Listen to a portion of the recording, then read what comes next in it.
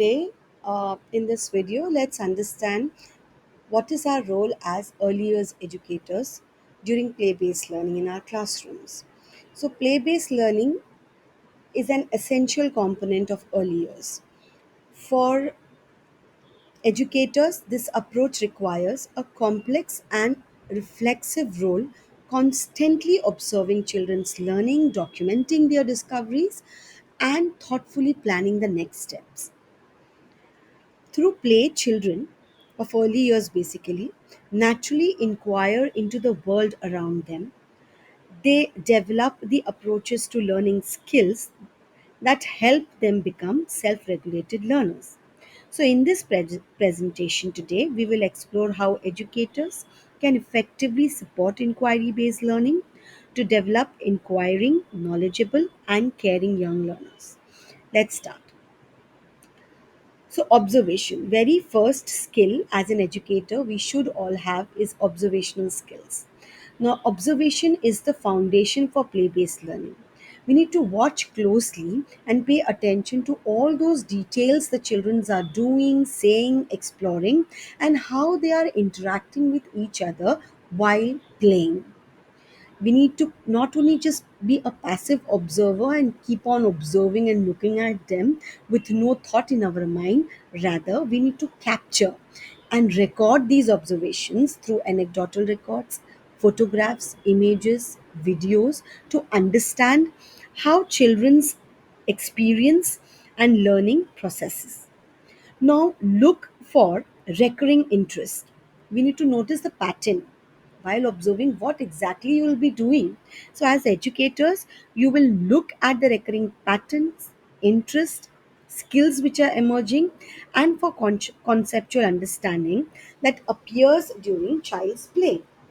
Observation is not a passive, as I said, watching, but active engagement with child's learning process. By developing keen observational skills, educators gain valuable insight into how young learners inquire through play, forming the foundation for the responsive teaching. That means the next step which you will be taking ahead. Let's go ahead. Documentation.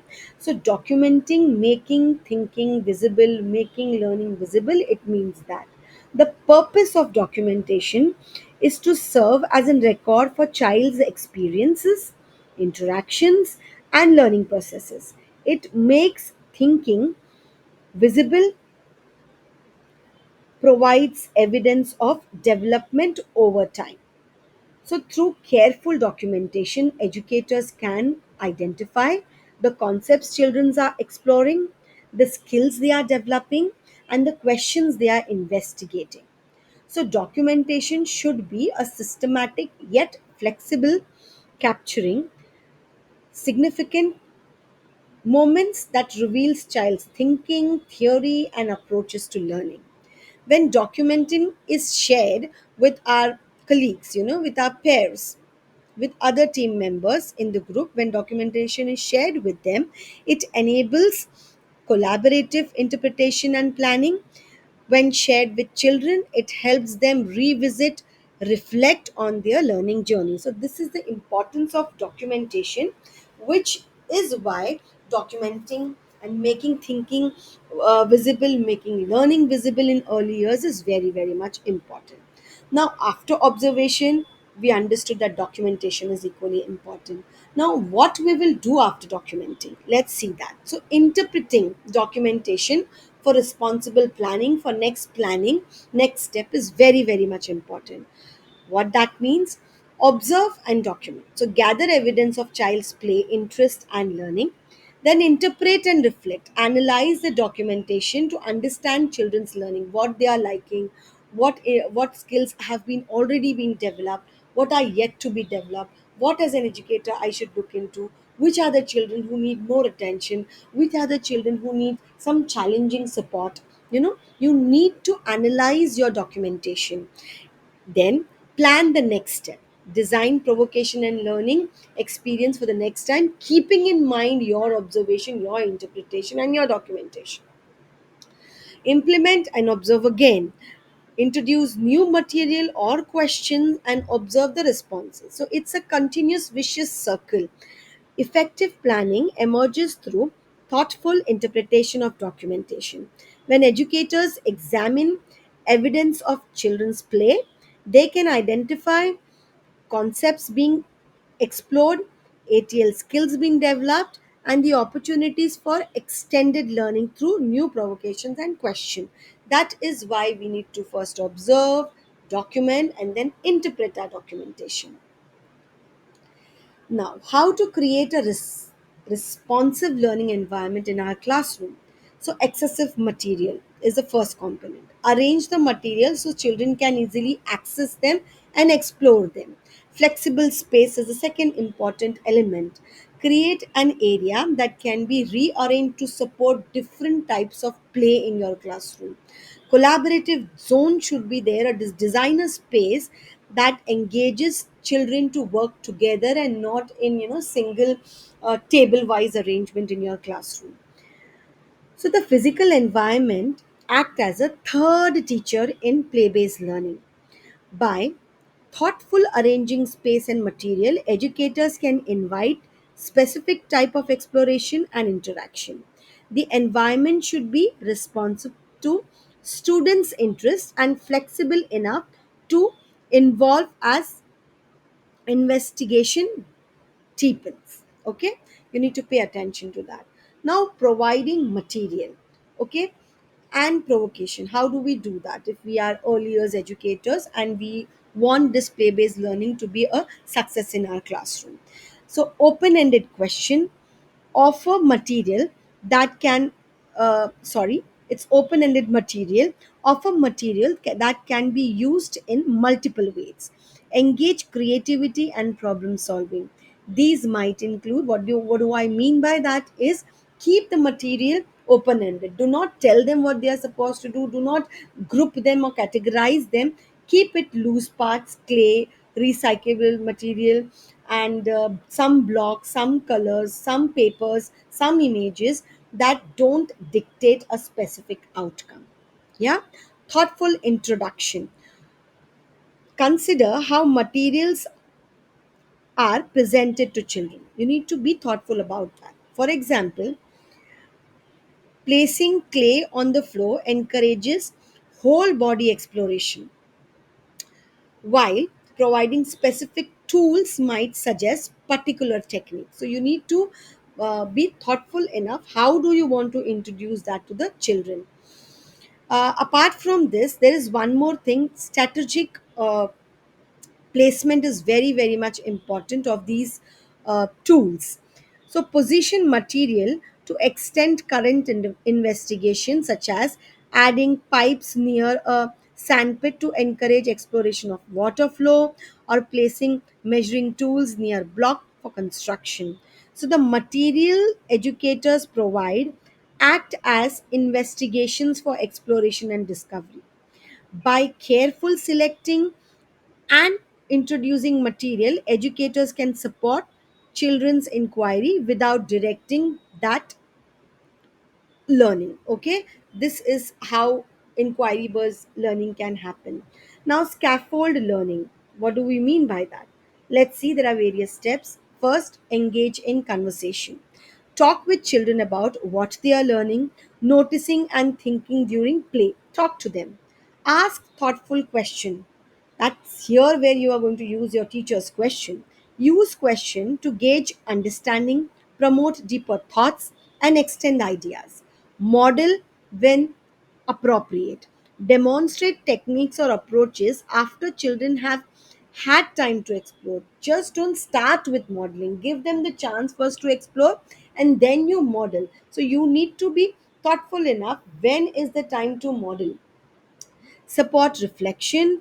So, help children think about their learning using documentation of past experiences. So, thoughtful interaction between educators and children during play based learning can play a significant role to enhance the learning experiences. By verbalizing children's action, asking how and why, uh, questions and supporting reflection, educators help children deepen their thinking and make connection between the experiences. So you need to keep yourself engaged with different learning groups in your classrooms.